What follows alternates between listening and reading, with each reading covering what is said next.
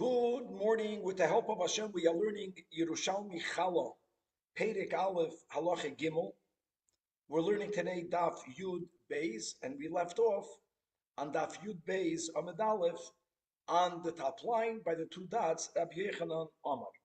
We're dedicating today's class, L'Refuah Shalema, to Hatamim Bechol ben Nechamadina. So like this, we just learned at the bottom of Daf Yud Aleph Amud Beis concerning the categories of the items that are chayovim b'maisres upeturim minachala, that the Mishnah gave different types of breads.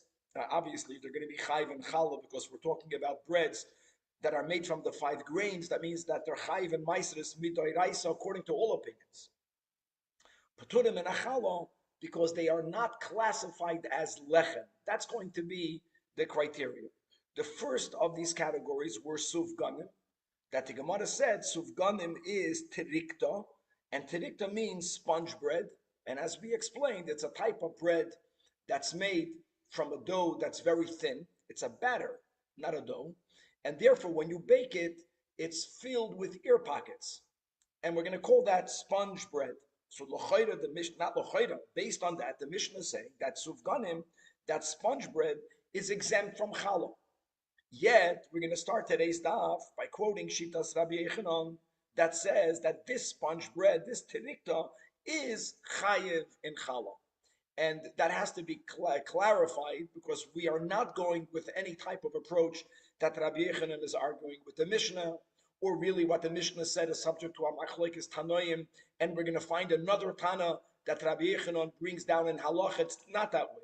We're going to learn that there are different types of sponge breads, and actually that's going to allow us to combine 3 different dinim altogether, which will be fascinating. Number one, our topic. When is a dough chayiv and challah, and when is a dough not chayiv and challah? And that's going to be linked with the topic of brachos, birchas hamehenen. A dough that's chayiv and challah is going to be subject to the bracha of hamoitzi. It's going to go together. A dough that's not considered dough, and therefore it's exempt from challah, it's not lechem, will be a food item for which you're going to make a mezainas because it's made from the 5 grains, but you won't make the bracha of hamoitzi lechem in haaretz. And also linked to these two, chiyuv challah, birchas hamoitzi, will be the question whether if one made matzah out of this item, whether you're yoytze ba yedei chavasi b'pesach or not. It's all going to go together. If there's a chiyuv of challah, the bracha is hamoitzi, and you are yoytze ba yedei chavasi b'pesach. If there's going to be an exemption of challah, that's going to be the premise of the beginning of today's daf, then the bracha will not be hamoitzi. Generally, it's going to be mezainas, but we don't get into that. I just want to make on the side that when a person eats from the 5 grains, like when you have oats, right? Oatmeal. When you see the oats, you make a hadama. I just want to bring that up. We're not going to get into mezainas or hadama, but you won't make an hamoitzi. And finally, if you're exempt from challah and you don't make a bracha of hamoitzi because we will not classify that food as lechem, then you will not be yoytze ba yedei chavasi b'pesach. And that's going to lead us into how do we classify in halacha cooking. And there is a cooking that's similar to baking. There is a cooking that's not similar to baking. Very interesting. Has to do whether the fire is under the food. Cooking. In the way bread was baked uniformly in the times of Chazal is that the dough was stuck on the inner walls of the oven, which means that the fire was not under, the fire was on the side. And that's going to be of consequence, as we're going to see today. That's going to be today's first topic. The second topic is going to be the following. We're going to juxtapose our halacha in the Mishnah that says that meduma is exempt from challah. Let me just explain to you what we mean by meduma, because this is important. So if you have one portion of truma that fell into 99 more of the same in chulin, which means that you do not have the rabbinic 100-to-1 ratio, which will be mevatel. You don't have that. That is going to be called meduma, which means a mixture.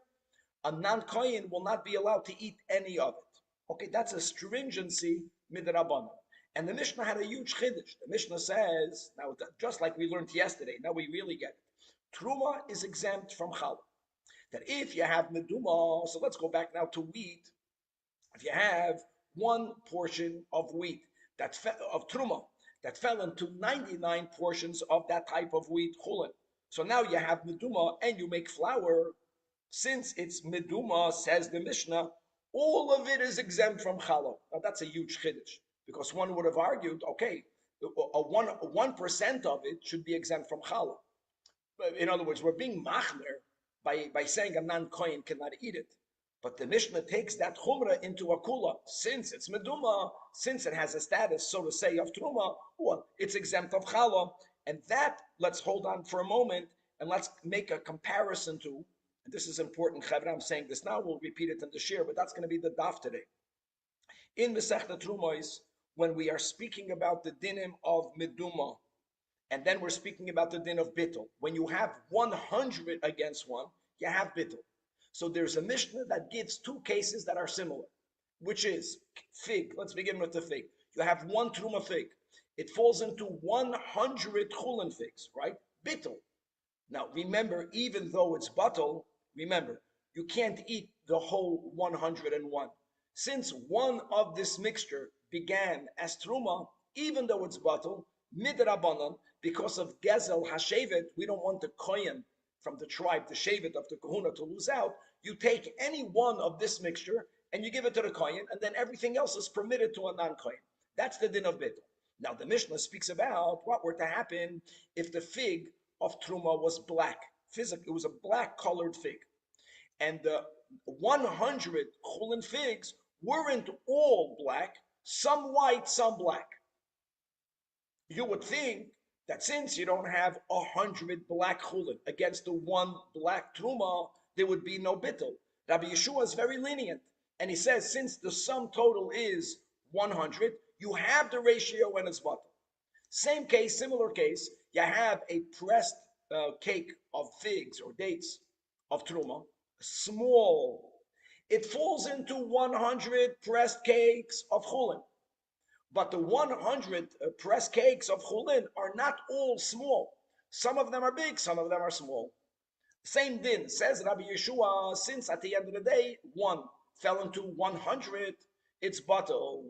On that, the Gemara gave there in Trumais two approaches. One will be the approach of Rab Shimon Barva, who's going to say that when do we say the leniency of Rabbi Yeshua?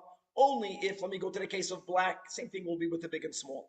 When you have at least two black figs of chulin, at least, you know that for sure, which means mida oiraisa, for which bittul beroiv is enough, you have the bittul.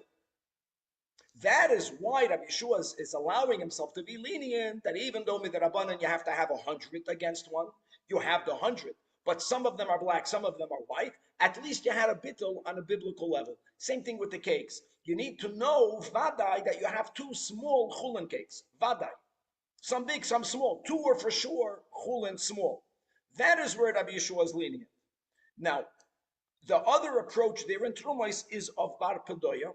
Even when you don't know vadai that you had two black chulin or two small chulin, even if you don't know that, we're not saying that you know that there wasn't.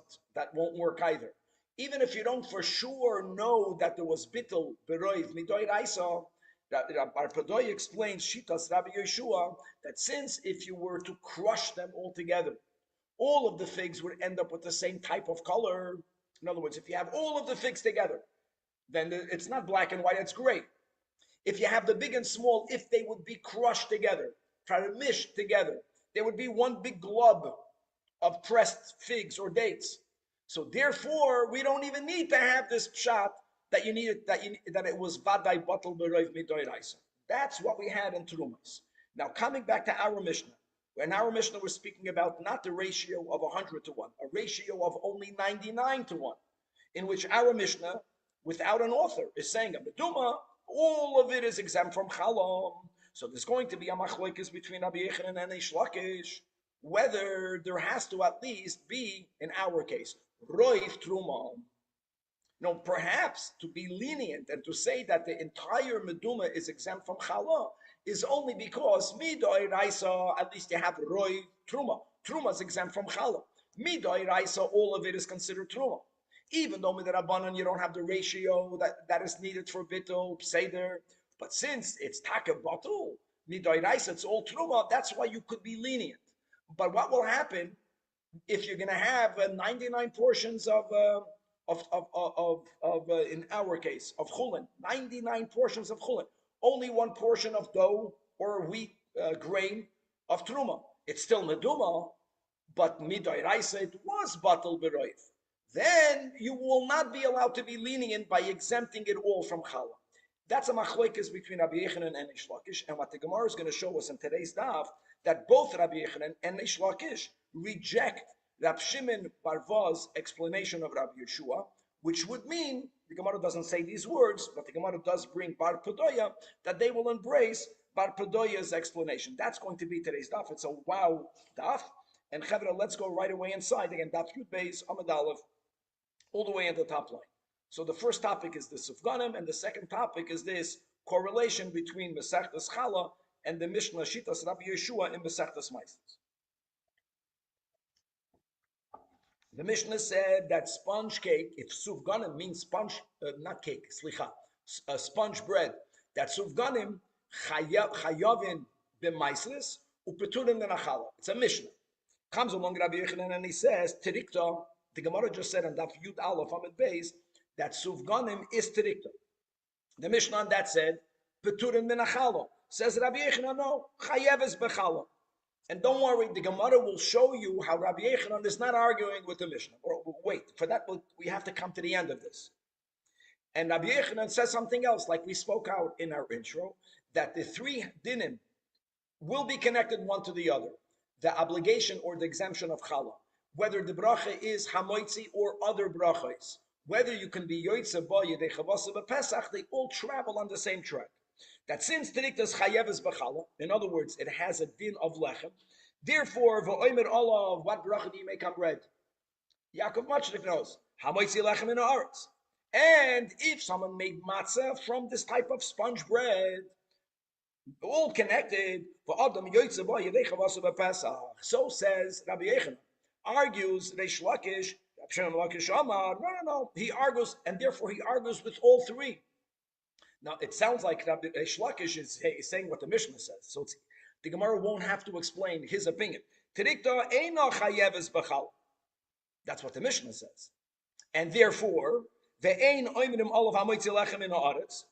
it's not lechem. Not bread, you don't make hamoitzi. And since it's not lechem, ve'ein adam yoytze bo yedei chavasa b'pesach, I'm not even going into whether it's an item that if you leave it sitting, it's going to come lidei chimutz or lidei sirchaim. No, by Pesach, the Torah uses the word lechem, that we just had. Lechem. And not lechem and not lechem. It's lechem or not lechem. Okay. Says the Gemara that before we go on, again, we have to really, what we have to show is how can Rabbi Yechanan say what he says when he's going against the Mishnah?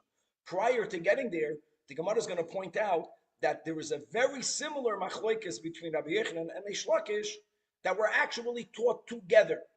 So we're going to begin. Rabbi Yosi Amar. Rabbi Yosi says, yeah, you're very good. I like that you quoted Rabbi Yechanan and Reish Lakish, but do the whole thing together. They argued regarding two different dinim, as we'll see in a moment.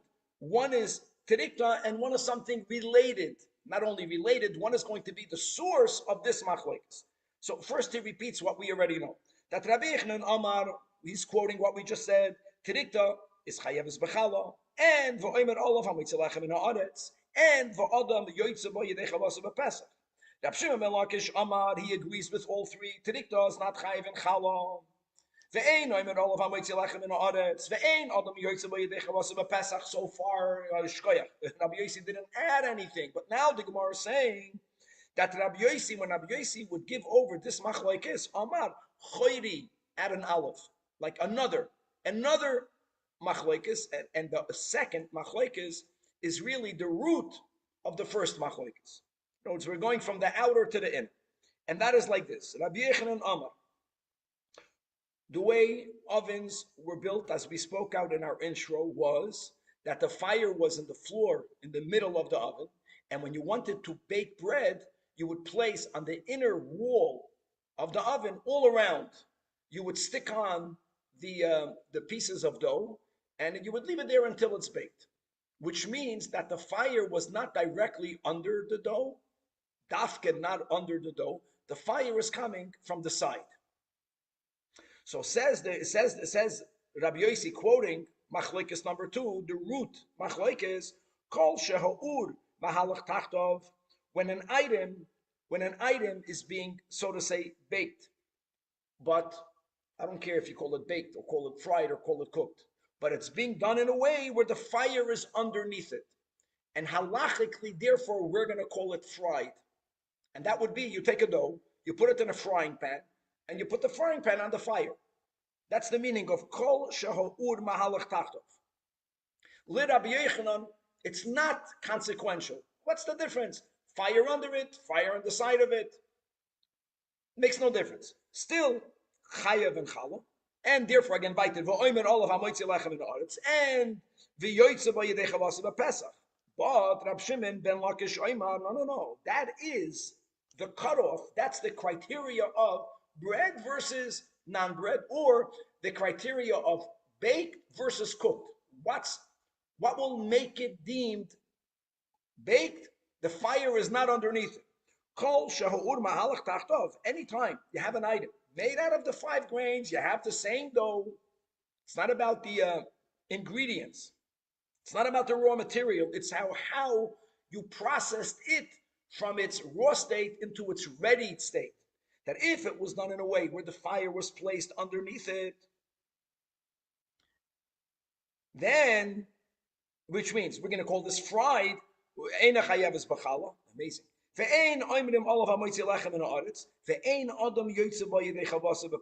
other words, according to Reish Lakish, the very definition of lechem is how it's made. When I was learning this, I was just thinking, fire is gevura, right? I think fire directly underneath the person is the process that happens to us. When there's a fire burning underneath your feet, as Allah have an expression in English. Or as a person is going through, let's say, a difficult time, and that develops the person. There is a good that could come and therefore should come from it. Question is, how direct should the fire be? Right underneath you or minatzad? Cooked, fried, baked, or fried. And now, says the Gemara, and okay, first of all, this second, choyri, is the base for the first. In other words, why are they arguing regarding trikta? That's the way it's going to come out. They are arguing regarding trikta because evidently the trikta that Rabbi Yochanan says is chayev b'chala, it isn't only like we said yesterday because the dough was battery. It wasn't that. Then you'll have a problem with the Mishnah. The trikta that we started today to learn about, that Rabbi Yochanan says chayev is b'chala, is a trikta that was prepared directly on the fire. And Rabbi Yochanan l'shita soy, doesn't matter if there's fire underneath it. It's called lechem. It doesn't have to be dumya to lechem the way it's made. And a Shlakish who says that even that a trikta is going to be exempt from challah, he will hold because the trikta was prepared not like bread, because the fire was underneath it, that disqualifies it from being defined halachically as bread. Now, another detail in which even Rabbi Yochanan will be moided to Reish Lakish, even though Rabbi Yochanan says triktas chayiv and challah, amalei Rabbi Yochanan to his brother-in-law Reish Lakish, that what? That ubavad al yidei mashke. I'll agree with you as long as in the frying pan they added the liquid, water, oil. In other words, when does Rabbi Yochanan say that even though fire was directly underneath it in a frying pan, still that is going to be called bread, lechem? That's if at least it's similar to an oven where there's nothing other than the fire. But if there's going to be liquid in between the fire and the dough, so you put in the frying pan oil, or you put in the frying pan water, and I just want to add a little nuance for the oil. There is a little bit of oil that's not there for the bread. It's there simply for the bread not to stick to the pan. That's not considered mashke. Mashke would be deep fried. I don't know what deep fried doesn't have to mean, like bagels, mamash inside, but there has to be substantial liquid. In other words, if you're using liquid, then he'll be moided to Reish Lakish. That's Gavaldik also. Okay. Now that we said all of the above, now we're going to go back to the opening statement of today. Rabbi Yechanan says, Tiriktas Chayeves B'chala. Asks the Gemara, how can you say that? Masnisa Pliga al Rabbi Yechanan. Says in the Mishnah, as we just quoted at the end of yesterday's daf, as we learned in the Mishnah, Sufganim, and Duvshanim, and Iskiritin, and Chalas HaMasreis, and the fifth is Meduma. The Mishnah says it's Pturim and Achala. So answers the Gemara. This is an answer for Rabbi Yechanan. Pasar Lord. Rabbi Yechanan will explain our Mishnah. Bisufganim shenasu bachamon. Now it's amazing how the Gemara could have said Bisufganim shenasu alidei mashke. The Gemara is saying another detail that we didn't learn, and that's very similar to a din that we know in Hilchos Shabbos of how do you define bishul. And there is a possibility that people can cook an item through the sun. And I know I'm going from bishul to baking, but this concept is the same. When does our Mishnah say that sufganim is exempt from challah l'Rabbi Yechanan? Only if it was baked, cooked, however you're going to term the word, in the sun. Anything that's processed through the heat of the sun is not called lechem, and that's why it's going to be exempt from challah. When Rabbi Yechanan said it as an amoyed that this tirikta is chayeves b'challah, that's because it was made in an oven, even though it was made in a frying pan. Now the Gemara says what we're saying is something that we find in a braisa. That what matzah, because we're putting them all together. The chiyuv challah, the bracha birchas hanehenen, and whether you yoytze yedei chavasai. If you have sufganim that was baked, cooked, processed through the heat of the sun, the Braisa says, "Ve'ein yoitzin b'sufganim shenasu b'chama." But actually, a Braisa that's going to back up Rabbi Yechanan that yes, yoitzin b'sufganim shenasu b'ur, and the Braisa doesn't differentiate which fakir. This will be a raya Rabbi Yechanan. Now the problem is, hold on, this very Braisa now seems to contradict Reish Lakish. Or it's the Braisa saying that if sufganim were made in fire, you could be yoytze yechavas b'Pesach. Reish Lakish made a blanket statement that sufganim you're not chayv challah, not you make hamoitzi, you can't be, and you the ain't adam yoytze yechavas b'Pesach. So answers the Gemara, when will even Reish Lakish admit that sufganim is considered lechem? That's amazing. So you have sufganim that's made in a frying pan, but you did not put the frying pan on top of the fire. This is very important, Reish Lakish. The fire was coming from the side. The fire was coming min atzad. Then it is very much like putting it in the oven. We don't care that it was not in the oven. We don't care that it was in a pan. We care about where the fire is, direct, indirect. So even according to Reish Lakish, if you put it in a pan, there's no mashka there, and you put the pan near the fire is on the side of the pan, and that processed this dough into ready-made sufganim, then Reish Lakish will be moida that you're chayv and challah, and that you make ha'amoitzi, and therefore, yes, adam yoytze b'yedei chavasai b'Pesach. Maybe, since Reish Lakish was a Baal Tshuva, so putting fire directly underneath him was too heavy. Or to get the fine balance, how much gavura is needed? I would say that only the loftier person can handle more fire directly underneath, because he's taka tzaddik. A Baal Tshuva, you're gonna put a person who made mistakes, and you're gonna put them directly in the fire, they're gonna burn up. It's gonna be too much for them. It has to be min atzad. Perhaps. So cooking in the sun, everyone agrees, is not bread. And then, correct. So where's the actual disagreement between Rabbi Yechanan and Reish Lakish?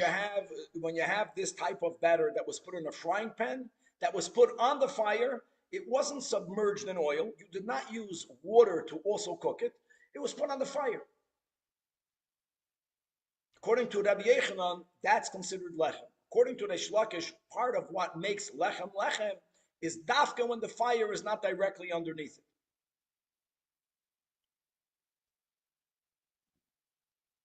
Gewaldig. Okay.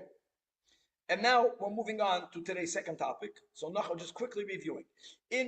First of all, here in the Mishnah, as we just quoted, the Mishnah gave the five, we put it together, the Sufganim, the Dushanim, the Isrikitin, Chalas HaMasris, Meduma. Let's go to Meduma. Meduma means is that you had a little bit of Truma dough. You had L'choyrim. Up until 99 times Chulin. Little bit of Truma, but there wasn't 100 Chulin Kenegdoi. So the Chachamim say, oh, it's not good. It's called a mixture. A non-kohen cannot eat it. That everyone agrees to. Our Mishnah gives a big chiddush, a bam chiddush. That what? Since it's considered meduma, then just like truma itself is exempt from challah, with the only exception we learned yesterday, something that's called meduma, a non-kohen cannot eat it. The whole thing is exempt from challah. Okay, now that's problematic. It's problematic because how can you take a chumrah midrabanan and use it to create a kula midoiraisa? Whereas if I'm chayiv to separate challah midoiraisa, the chachamim normally don't have that koyach to exempt me from that obligation. And this is not the shev al taisa. This means that I'm going to take something that really should have had challah separated from it, and I'm not separating challah, and I'm eating it. Normally the punishment is chayiv misa b'dei shomayim. It's very serious, the non-challah separation. So before we come to explain that, we have very different but very similar a Mishnah in Terumais that has the sheet of Rabbi Yeshua. There, the Mishnah is speaking about when you do have the ratio, and the Truma is butter. Now the question will be, what happens if the ratio is not so black and white? So I'm going to give again. There are two examples. I don't want to every time speak out both examples, but they're very similar. Example number one of the Mishnah is you had one black fig of Truma, you had 100 figs of Chulin. Problem is that they were not all black. The Chulin were not all black. The Mishnah doesn't say how much. The Mishnah says some white, some black. You would have argued that since the white ones are not in the same universe as the black Truma, they should not be used to hit the number 100 that's needed for bittul. Rabbi Yeshua says it is bittul. And the second example is you have a small pressed cake of Truma. You have 100 cakes of Chulin, but again, it's not 100 small, which you have a mixture. You don't know which one is which. No, from the 100, some big, some small. Again, you would think you don't have bittul. How do you have bittul? How can you include the ones that you know vadai are not truma? It's not mixed into those. Still, he says it is bittul. Now, how do you explain that? So we're going to go right now first with the first explanation. So dear Masechta Trumos comes along Shimon Bar Va or Shimon Bar Abba. That's really what his name would be called in the Bavli. And he says, I'll tell you why.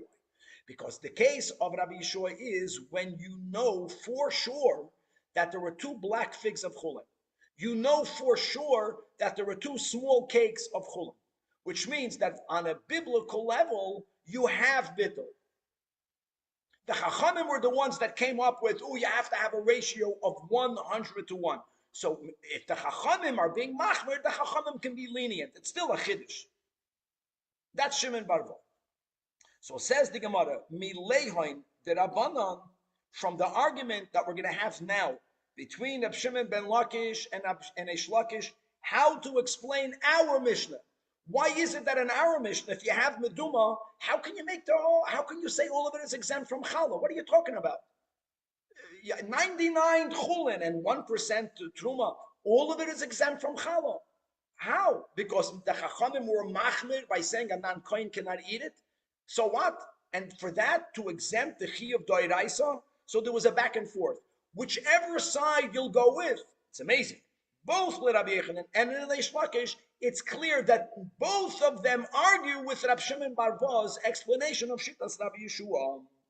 So now, let's get into the machlokes between Rabbi Yechanan and Eish Lakish, between the two opinions over here in our Mishnah. How do we open this up? Kahana, again, the Kahana is not Rav Kahana, not Talmidoi Shal Rav, but Chavedoi Shal Rav. Talmidoi of Rabbi. Kahana Shmuel, that loy mistabra does it not make sense? In other words, it should make sense only behahan miduma de taninan hach. It only makes sense that what or when does the Mishnah here say that meduma is exempt of challah?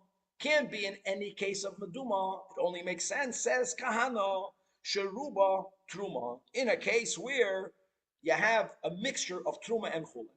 Roiv truma, not one portion truma, 99 chulin. No, the opposite. Roiv truma. Since midoi raisa, there's bittul beroiv, so the chulin no longer counts. Only there is suggesting or asking, there, is it that way? Only over there can the Chachamim and our Mishnah say all of it is exempt from challah. Why is it all exempt from challah? Because roiv is truma. So it's not a chumra midrabanan. Since mida oiraisa, the chulin is batal, so therefore you can take from the chumra mida oiraisa to a kula mida oiraisa. So therefore it's exempt from challah.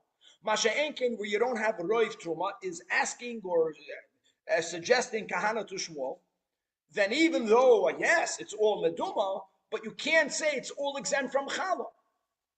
Comes along, the Chavradaf Yud Beis Amid Beis. Amalei says Shmuel to Rav Kahana. First of all, I agree with you. Uf anas aver hache. I agree with you, but something. Ask the Chachamim in Eretz Yisrael that elakatesuk la'ara di Yisrael. When you go up to the Holy Land, acha Allah, ask the Chachamim over there whether both of what we are saying is indeed correct. And indeed, what happened? He listened to it. So Kahana was the one that went up. Shmuel was the one that was in Nardo, right? So when Kahana came to Eretz Yisrael, Shomar Rabbi Yasa, he didn't even have to ask. Ashgacha Pratis. He went into Beis Medrash and he heard Rabbi Yasa quoting Rabbi Yechanan that our Mishnah's leniency, that none of this meduma needs to have challah removed from it. None. Not that you deduct a proportion of truma and you give the 1/24th from what is the amount. None. Afilu if it's sa'achas of truma that fell into 99 chulin, not 2 against 1, 99 against 1. Super bartel midoi raisa. Nevertheless, yes, even here, since midrabanan, it has a din of miduma. Midrabanan, a non-kohen cannot eat any of it. Yes, we can now from here build a leniency. All of it is exempt from chal.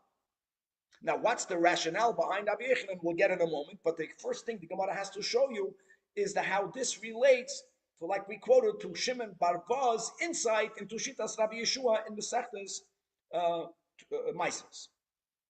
Amar Rababo says Rababo, hold on. Rabbi Reish Lakish argued with Rabbi Yechanan regarding this. That Kach Meishiv Rabbi Yechanan, when he heard Rabbi Yechanan being so lenient in his explanation of our Mishnah, he asked, Hasa Poiteres es Hakoil? Now what is he talking about? The Hasa Poiteres es Hakoil, he's speaking about the halacha that when a person has real bittul, it falls into 100 kenegdoi. So it's batal. But remember, even though it's batal, a non-kohen can't just go and eat all of it. We don't do that. We give one saw to a kohen, any one from the 101, and we say halachically, this is the one that was truma, and now everything else is chulin. Now, do we know for sure? Okay, I got ahead of myself. Reish Lakish asked Rabbi Yechanan, I disagree with you. It can't be that where you have only one saw of truma and 99 saw of chulin, the one saw of truma should exempt the 99 from challah. It doesn't make sense. Why not? Because tell the person that when you give 1/24th, don't give 1/24th from the total of 100 that I get. In here, there's a saw. So give the 1/24th from the 99. But to exempt all of it, how could you?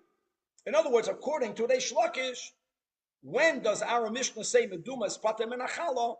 Like Kahana, like Shmuel, we're suggesting only when roiv is truma. Since roiv is truma, biblically the chulin was batel. So therefore, if the chulin is batel midoi raisa, you don't have to give challah from it because there is no chulin midoi raisa. Halachically, there's no chulin. Oh, so how did Rabbi Yechanan explain himself? V'chi igul bi'igulim. Davar bari shatruma oil biyadai. Hold on. He says, now that's what I was sharing before. When you do have the ratio of 100 against 1, and even on a rabbinic level, we say there is bittul, the truma is batel. But they still said you have to give one saw of whatever is in the mixture, total of 101, give it to the kohen. Rabbi Yechanan says, how do you know that the one that you gave, the one saw, was taka the truma? How do you know that? You don't know that. So why should that function? You know, it's once the Chachamim said bittul in itself is not enough. By Isser v'heter, we don't have that din. If I have a little, there you need to have bittul v'shishin. If I have davar ha'asur that falls into a heter, right, and there's 60 ratio against it, no one says you have to remove some and throw it in the garbage. We don't do that. It's batal. It's nullified. It's not existent. The fact that you have to give from the 101 one of it to a kohen means that even when you have the ratio, the Chachamim come along and say that you have to give one. But how does giving one resolve it? How do you know that the one that you gave, you don't know that? Va'at omra davar kalhu. And the answer for that will be, and that's what Rish Lakish is saying, and this will really give you an insight how he understands Rabbi Yeshua, that since the obligation to separate Trumas Midrabanan, then why is he saying that the obligation to separate Trumas Midrabanan? Either he's speaking about figs, according to the Rishonim that hold that fruits other than grapes and olives are exempt, or whichever one. Or Rabbi Yechanan was speaking about in his times, where you don't have the majority of Yidden living in Eretz Yisrael, invited exempt. We even had opinions that said that during the entire time of Zman Bayesheni, the obligation was only midrabanan. And even if it was midoiraisa, it was linked to the Beis Hamikdash. Whichever way, whichever approach, Rabbi Yechanan is saying is that since the whole obligation is only midrabanan, that's why we can be lenient by saying, in my case, in the last case, where you had the ratio of 101, and there is bittul, but you have to give one to a kohen. How do you know that the one that you gave was truma? We can say that. Why? Because the whole obligation is midrabanan. So we can be lenient. So here also, even when you have only one portion of truma that falls into 99 of chulin, you don't have roiv truma. How can the Chachamim, according to Rabbi Yechanan, say that all of it is exempt from challah? Because the obligation of challah nowadays is only midrabanan. Okay. Now that is so. Now you have the back and forth of Reish Lakish and Rabbi Yechanan in our Mishnah. Now the Gemara is going to bring the Mishnah in Maisnes, where we have Shitas Rabbi Yeshua, where Rab Shimon Barva, to explain how can Rabbi Yeshua be lenient. There's only two black, but Vadai two black. He made it into a rabbinic bittul beroiv. The Sivnei, which means that I'm going to challenge this whole back and forth from the premise of Rab Shimon Berva. If Rab Shimon Berva is correct, Shan Yohabi Igulem Shekvar Bitl. In other words, perhaps the only reason why we are able to be lenient, and I'm going now to the case of Mises, lenient like Rabbi Yeshua ben Levi, is where you have a bittul beroiv midoiraisa. Only there can you be lenient. No one went in that direction. No one went in that direction, right? They're going whether since truma nowadays is midrabanan, since chalam nowadays are midrabanan, could you be very lenient, or still you cannot be lenient? The fact that no one went into the detail of was there bittul beroiv or whether there was no bittul beroiv midoiraisa, that means that neither of them accept this approach. Gewalt. Which would, by the way, mean that both Rab Shimon ben Lakish and Rabbi Yechanan, how we don't need to say that the reason why Rabbi Yeshua was lenient, allowing the one black fig of Truma that fell into 100 figs of Chulin, mehem black, mehem white, why does he allow for it to become batal? They don't have to go with the approach because it was vadai too black. No. We see Bechlal they're lenient. Bechlal they're lenient because Truma is Bizman Azez midrabanan.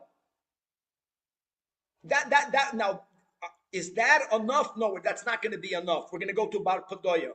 But they won't have to insist to learn like Rab Shimon ben Val. And says the Gemara, Rab Yoino and Rab Yosef, today Yoim b'shem Rab Ze'era, that if the whole leniency would have been based on figs, let's go.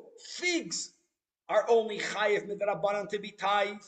Then we would differentiate between, it's a case of one black fig in 100 chulin figs, mehem black or mehem white, versus if it was wheat, because the gancha, tiroishcha, the yitzorecha is biblically chayiv in trumas. So it's if the heter is because it's only midrabanan, then Rabbi Yeshua's din will not be in a case of midoiraisa. But now that we say that both Rabbi Yochanan and Eish Lakish disagree with Rab Shimon bar Ba's approach, which would mean that they follow Bar Padoya's approach. Now Bar Padoya adds this gavaldik detail. If you have one black fig of truma, it falls into 100 of chulin.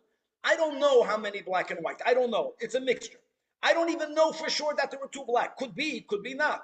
Why are we lenient, says Bar Padoya? Because if you were to mix it all together, it will turn into one colored mixture. If you were to take the big cakes and the small cakes and mix them all together, it would become one blob without big and small. So that logic would apply afilu chitin bechitin.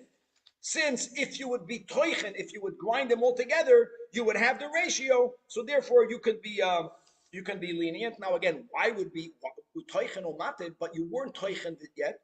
For that, I'll say what Rabbi Yochanan says, because the whole din of trumais is midrabanan. The whole din of challah is midrabanan. Before you get into bittul, because bisman hazeh it's midrabanan. Atkan this sugya, and now let's at least begin. I don't think we'll make it until the Mishnah, but let's move on to the next case where the Mishnah is speaking about something that's chayiv in ma'aser, pturim and achala. And here's where the Mishnah explicitly gives the shear of what we call 5 pounds to make a bracha, or at least 2.5 pounds to be machmer, what will be the shear of 43.2 eggs, or the original way of quoting it, 5 quarters of a kav. So the Mishnah says that if you have a dough that was made out of upachos mechameshes revoyim betfuya. Tfuya means grain. Tfuya means flour here.